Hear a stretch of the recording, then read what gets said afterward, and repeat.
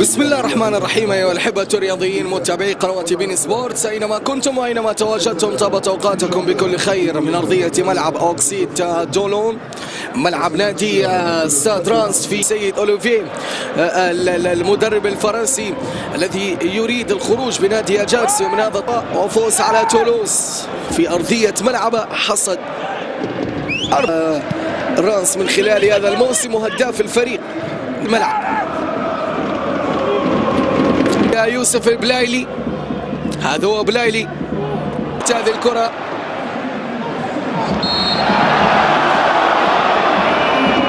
فولورين بالكوين بالرقم 29 في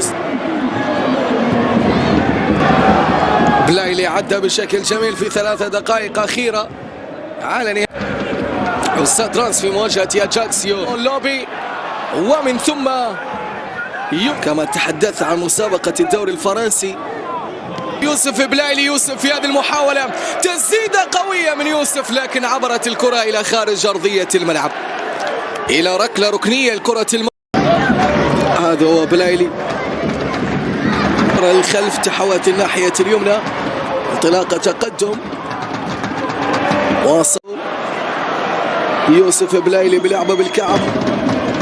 بلايلي عدى يوسف بلايلي،